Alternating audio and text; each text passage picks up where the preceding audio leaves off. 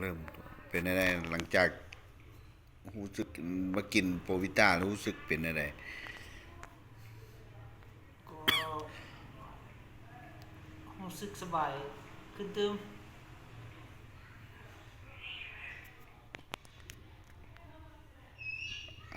ก่อนกินท่านเมื่อยเนาะ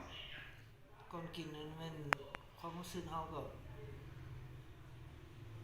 บมันยังบ่ว่ามันจะจะดีแบบไหนเนาะหลังจากที่เฮากินแล้วเฮารู้สึกว่าง่ายขึ้นนั่นแหละอยู่สบายขึ้นว่าเบาตนเบาตัวว่าซั่นซะว่ามันเป็นนั้นนั้นกินมาได้3 มื้อแล้วลุกนั่งเองได้เนาะปัจจุบันนี้ก็ลุกนั่งเองได้นอนเองได้อืมถือว่าจุดดีพ้นเป็นขึ้นมามันสำนักก่อนแต่ว่าต่อไปแท้ก็เขาจะดำเนินต่อไปมันสิเป็นได้แท้ก็อาจจะดีต่อไปแล้วสำนักเนาะก็เป็นอันนี้มันก็ว่ามีความคืบหน้าว่าซั่นซะถือว่าก็เป็นจุดเด่นของมันมีความคืบหน้าขึ้นผ่านมากินมื้อหนึง3 เม็ดเนาะผ่านมากินมื้อนึง3 เม็ดเช้าสวยแล้วก็ก่อนนอนนะซื้อและสามารถเพิ่มได้กินมื้อหนึง4 เม็ดหรือ5 เม็ดมันก็จะลองไปเพิ่มไปคันความรู้สึกมันดีขึ้นเนาะก็เพิ่มความเข้มข้นขึ้นตึ้มสุดยอดเนาะ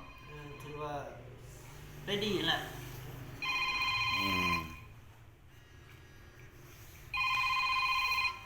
และ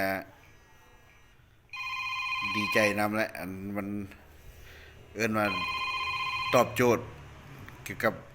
กินโปรบิต้านี่เนาะโควิดและอาการตอนนี้นี่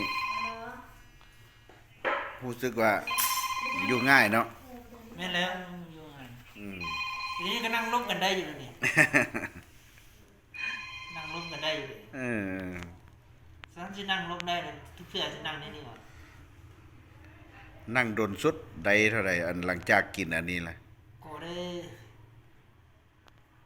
คันที่แกล้งนั่งแท้ก็2 ชั่วโมง3 ชั่วโมงนั่นแหละแต่มันเฮาก็อิงใจความสามารถเฮาเลยพอแน่นั่งแน่พักผ่อนแดเนาะสิแกล้งนั่งแท้ก็หาได้อยู่ดีแต่คนเฮาปกติคนดีๆก็มานั่งโดนปานนั้นบ่สุดยอดขอบใจ